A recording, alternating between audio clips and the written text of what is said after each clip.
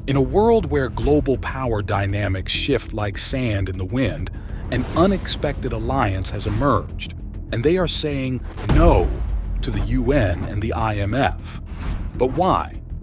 The International Monetary Fund, an institution that promotes global economic stability and perhaps a lender of last resort, or, as some say, an outdated organization whose policies damage the social and cultural fabric of a country. China will contribute twice as much to world development as the United States will in the next 5 years. Now we have China rebounding much faster than it anticipated. So both mobility and consumption are projected to grow faster than we had expected in October of last year. Human rights groups have criticized the World Bank for ignoring the environmental and social impacts of some of its projects in countries like Ethiopia or Myanmar.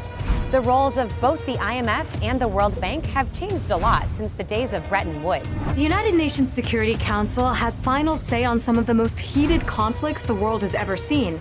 But not everyone's say is equal, and that's been a big problem. But critics of the IMF say it is outdated and ineffective. So, is the World Bank and IMF effectively serving the interests of the Global South? Is it perhaps time for a shakeup? And more importantly, who in their right mind would ever dare to challenge such legendary powers of the UN and the IMF? In this video, we're peeling back the layers of criticism surrounding these financial heavyweights, from their roots firmly planted in the Western world to the eyebrow-raising programs that have left economies scratching their heads. We're talking about the IMF and World Bank, the OGs of global finance, whose fingerprints are all over the map when it comes to shaping economies, for better or for worse. While these institutions have been calling the shots for decades, nations from the BRICS to the wider global south are starting to look elsewhere for solutions. Cue the New Development Bank, a beacon of hope promising more fair and sustainable growth for all. So strap in, guys, because we're about to embark on a journey through the twists and turns of global finance where the stakes are high, the criticism is fierce, and the quest for change is palpable. Let's dive in.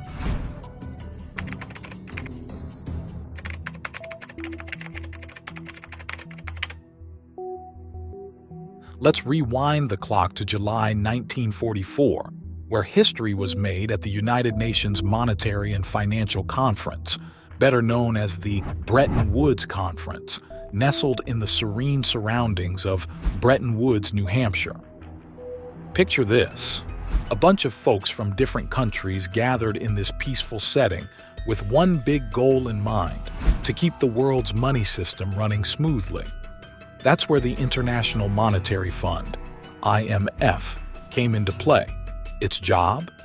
To make sure that when countries swap money and do business with each other, everything stays stable and fair.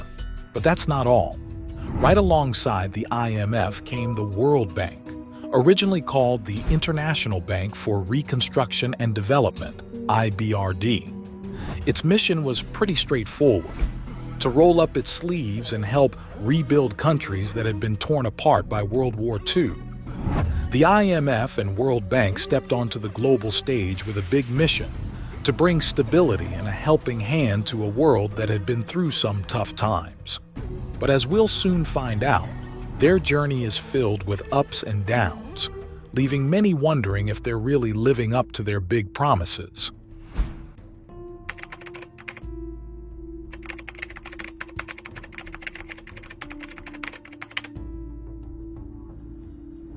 Now, let's shine a light on some of the criticisms that have been thrown at these two heavy hitters over the years. First up, we've got the issue of governance structure. Many argue that the way these institutions are set up gives way too much power to the rich kids on the block. In other words, wealthy countries get to call the shots, leaving others feeling like they're just along for the ride. And then there's the thorny topic of loan conditions. Some nations say that when the IMF and World Bank hand out loans, they come with strings attached, and not the good kind of strings, mind you. These conditions have sometimes led to some pretty rough economic outcomes for the countries on the receiving end. But despite all the flack they've taken, the IMF and World Bank still play a pretty important role in the global economy. They're like the financial lifeline for developing countries, offering up cash and expert advice when it's needed most. Take the IMF, for example. Their policies were meant to stop the kind of economic chaos we saw in the years between the world wars. But some argue that they've ended up giving the US a bit too much say in how things are run. It's like the rich kid at school who always gets their way, leaving everyone else feeling left out. And it's not just a historical thing, it's built right into the system. Just take a look at who holds the power in these institutions. Spoiler alert, it's not the little guys. Nope. It's the wealthy nations calling the shots, leaving the rest of the world feeling like they're stuck on the sidelines. Some folks even call it economic apartheid, and you can see why.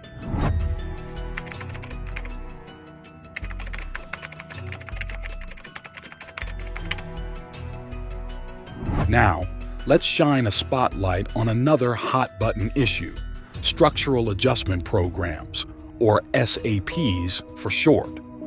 These programs, cooked up in the late 20th century, were supposed to be the golden ticket to economic prosperity. The idea? Promote things like free market economics, privatization, and cutting down on regulations in countries that needed a financial boost.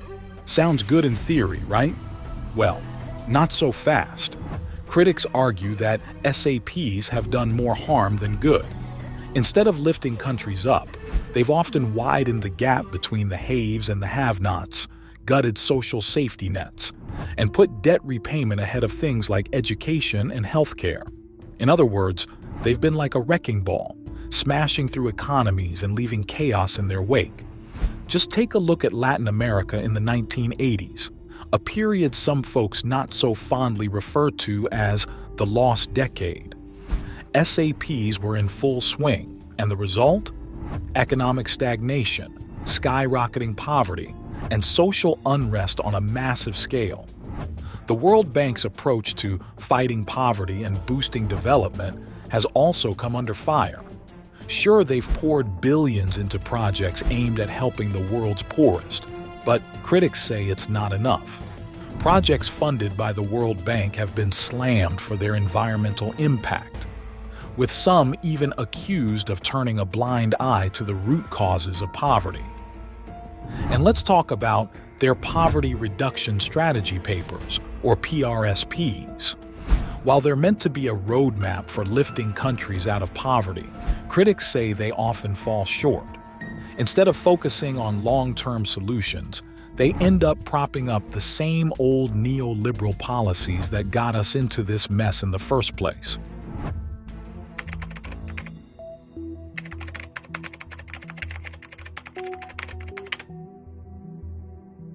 Now, let's turn our attention to the growing chorus of voices calling for change within the World Bank and IMF. Buckle up, because it's about to get real. First things first, the way decisions are made in these institutions has long been a bone of contention. Critics say it's like the rich kids at school hogging all the power, leaving everyone else feeling left out in the cold. And you know what? They've got a point.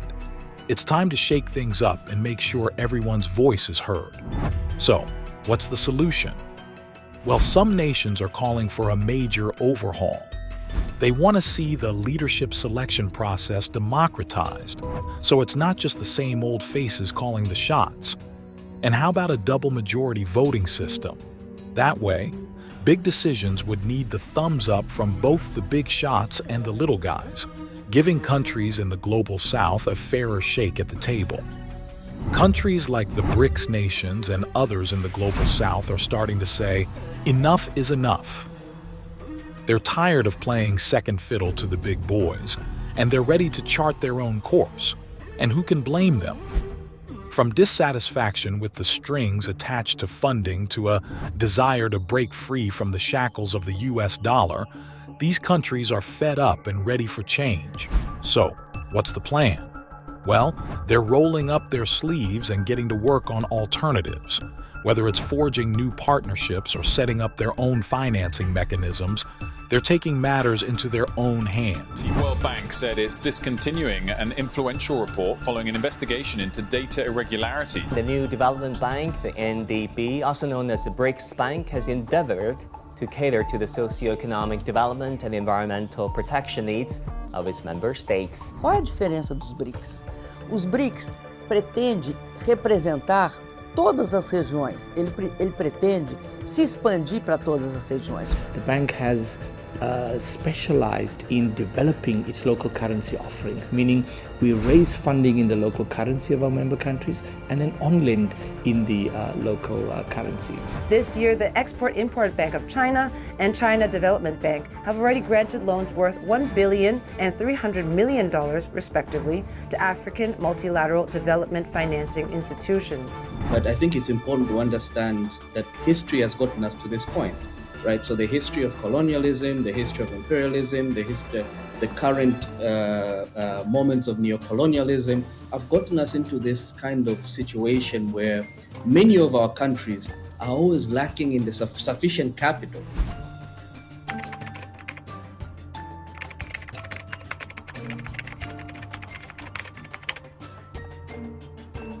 Now, let's shine a light on a game-changing development.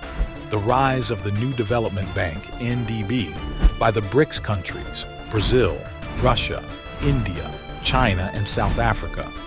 The NDB, which kicked into gear back in 2015, is like a breath of fresh air in the world of finance. Its mission? To pool together resources for big projects in BRICS countries and other emerging economies, with a focus on infrastructure and sustainable development. And the great thing about it is that it's not just another player in the game. Oh no, it's designed to shake up the status quo dominated by the likes of the IMF and World Bank, giving developing countries a more level playing field. Just ask Brazilian President Lula Dilma. He's been singing the NDB's praises, saying it's about time emerging nations broke free from the grip of traditional financial institutions. And he's not alone. During a visit to China, Brazil and China inked over 20 agreements, signaling a united front among BRICS nations to build a new global economic order that puts the power back in their hands. But here's what really sets the NDB apart. It's got some serious cash to back up its big ambitions. With an initial capital of $50 billion, courtesy of $10 billion from each of the BRICS countries, it's got the firepower to make a real difference. And it's not just about funding projects in BRICS nations. Nope. Other low and middle-income countries can throw their hats in the ring too, opening up new possibilities for development around the globe. But wait. There's more. The NDB isn't just about lending money, it's also got a backup plan in case things go south. A $100 billion contingency reserve arrangement, CRA, is on standby to provide a safety net for member countries facing financial trouble. Talk about having each other's backs, right? And that's not all. The BRICS nations are also looking to shake things up in the currency game. Say goodbye to the US dollar domination because they're exploring new ways to trade using their own currencies. From India's foray into digital currency to Russia cozying up to China's yuan, the future of global finance is looking more diverse and exciting than ever before. The NDB isn't just a bank, it's a game changer. And with the BRICS nations leading the charge, who knows what the future holds? One thing's for sure, the world of finance is in for one heck of a ride, so be sure to keep a close eye on this channel.